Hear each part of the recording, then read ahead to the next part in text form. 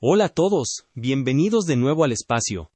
Hoy quiero que conversemos sobre algo bastante profundo, algo que toca el corazón de muchas comunidades, especialmente en Oaxaca, y que se refleja en este material que he estado revisando sobre San Lucas Chiavini.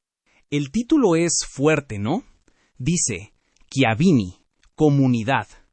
Y luego, San Lucas Chiavini, un pueblo desorganizado. Y cuando uno lee la descripción inicial sobre la comunidad de Chiavini, se da cuenta de que no es una situación aislada, sino un patrón muy doloroso.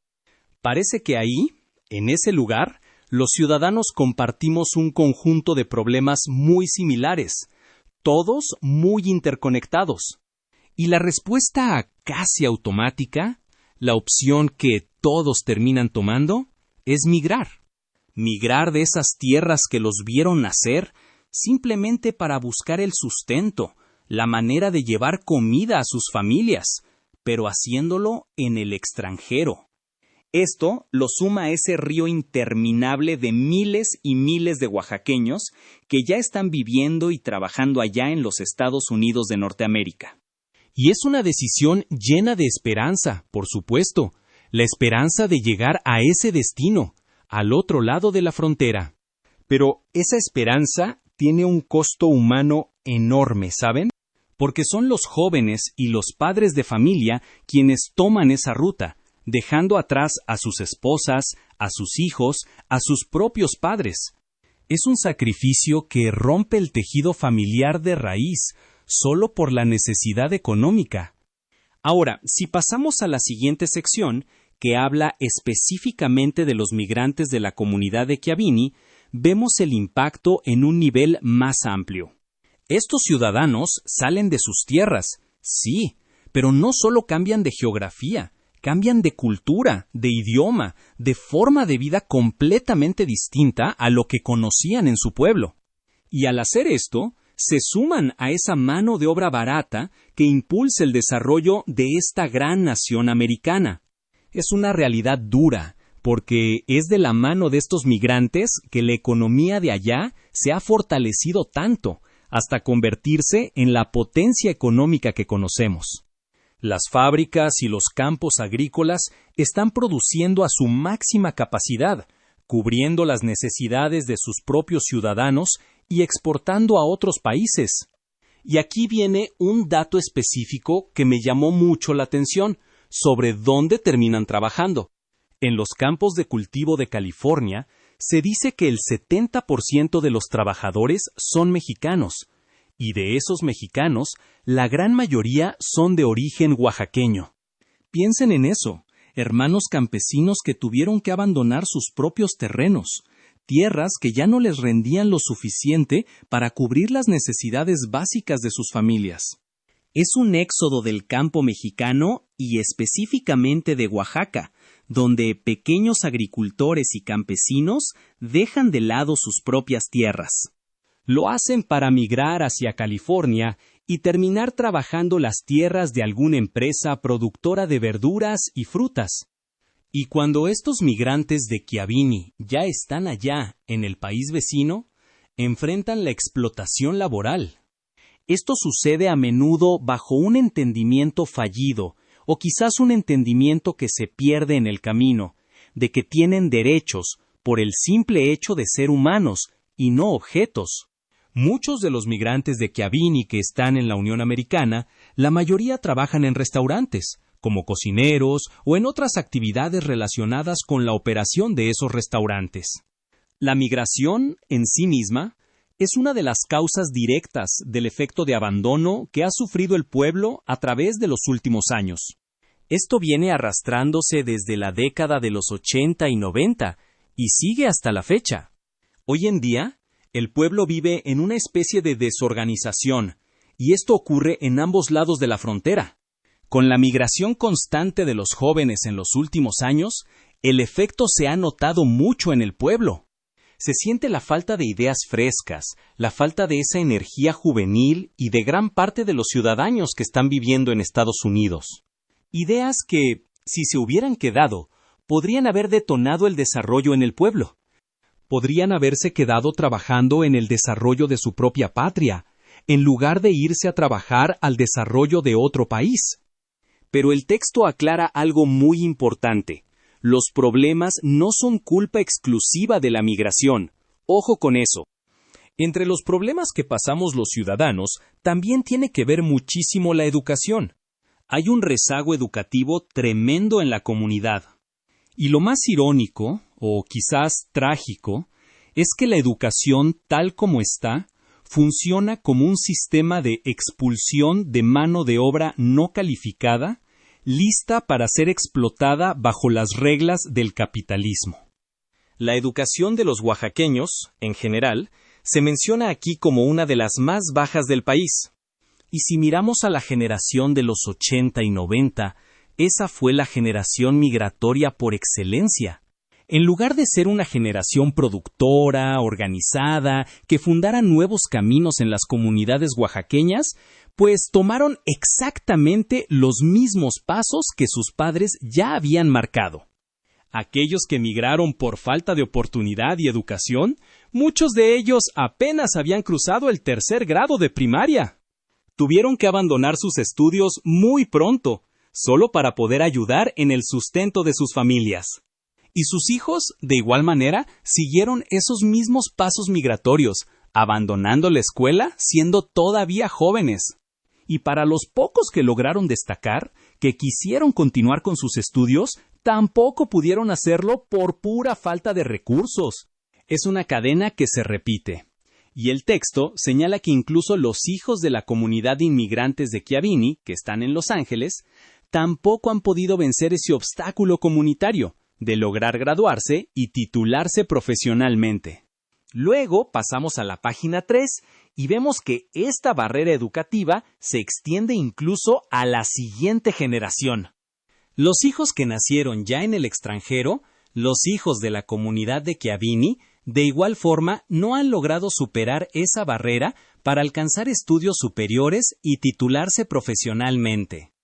Y lo que sucede es que muchos de estos jóvenes terminan juntándose, formando parejas, muy temprano en su juventud. Y esto sucede justo en el momento en que deberían estar estudiando, luchando para romper esa barrera del estudio, no solo para ellos, sino para toda la familia y para el pueblo mismo. De los muy pocos que sí han podido ir más allá, que han logrado avanzar en sus formaciones académicas, el texto nos dice algo interesante. Terminan teniendo una mentalidad que se describe como eurocéntrica. Es decir, incluso el éxito educativo fuera del contexto local parece alejarlos de las raíces o de la visión necesaria para su pueblo. El texto sugiere que como pueblo, como comunidad y como ciudadanos civiles, también hemos cometido errores graves. Cometimos el error de no ver más allá de nuestros propios problemas inmediatos, sin darnos cuenta de que la gran mayoría de los ciudadanos sufren exactamente las mismas dificultades. Y esto nos lleva a un punto clave sobre la responsabilidad colectiva. De igual forma, descuidamos nuestras obligaciones de contribuir al desarrollo de nuestro propio pueblo. Hablamos de la infraestructura de la comunidad, hablamos de la educación, la salud, la economía y las organizaciones sociales del pueblo. Estas son obligaciones ciudadanas fundamentales para el desarrollo, y lo son sin importar dónde esté radicando la persona, si está en Chiavenni o si está en Los Ángeles. Y aquí se menciona algo tradicional. Las obligaciones ciudadanas son el servicio tequio que damos al pueblo. Pero nosotros, como ciudadanos, cometemos el grave error de a veces contratar a otra persona para que asuma ese puesto en representación de la persona que fue elegida por el pueblo. Es decir, pagamos a alguien para que cumpla un rol que nos corresponde a nosotros, o al menos a quien fue electo. Esto lleva a otros problemas, porque la responsabilidad y las obligaciones de contribuir activamente quedan fuera del tema. La persona elegida al cargo público, a su vez, tampoco se involucra en el tema, ni ofrece opiniones al respecto. Y por otro lado, la persona contratada la que supuestamente cumple con esa responsabilidad asumida por el elegido, pues simplemente cumple con su trabajo. Esa persona, en representación del elegido, tiene una forma de trabajo muy limitada. No le corresponde opinar sobre el tema central, solo cumplir con las tareas asignadas. Y esto, según el análisis, es uno de los errores fundamentales que cometemos como ciudadanos. Cuando pagamos a alguien para que nos represente, estamos dejando de asumir nuestra propia responsabilidad de aportar al desarrollo. Tampoco aportamos ideas ni participamos en las pláticas sobre los proyectos de desarrollo para el pueblo. El texto es muy claro al decir que nosotros, como ciudadanos de este municipio, estamos muy desorganizados. Como pueblo, como comunidad, el trabajo colectivo organizado simplemente no se ha podido dar. Y la razón principal es el individualismo egoísta, esa necesidad constante de querer ganar más que los demás, lo cual bloquea la colaboración real. Y esto tiene consecuencias trágicas en el presente, especialmente para quienes están fuera.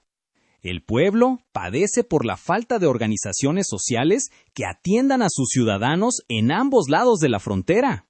Es decir, en la Unión Americana han fallecido hermanos de nuestro pueblo. Y no existe ninguna organización a la cual acudir para buscar apoyo en necesidades económicas, legales o, imagínense, para la repatriación del cuerpo a su pueblo natal. Esto subraya una vulnerabilidad extrema, y la pandemia lo hizo evidente.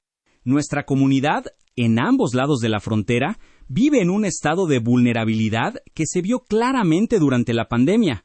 De tal manera que nuestros compatriotas indocumentados sufrieron los efectos de la pandemia de una forma mucho más dura. Por eso mismo, es necesario que la sociedad civil empiece a organizarse formalmente. Necesitamos la formación de instituciones o instancias públicas que trabajen directamente para el beneficio de nuestra comunidad, la de Chiavenni.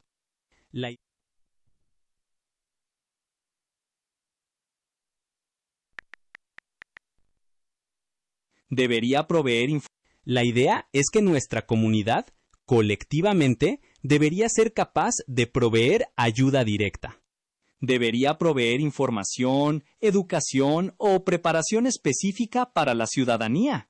Y así, prepararlos para la vida, tanto aquí en la comunidad como allá cuando decidan migrar.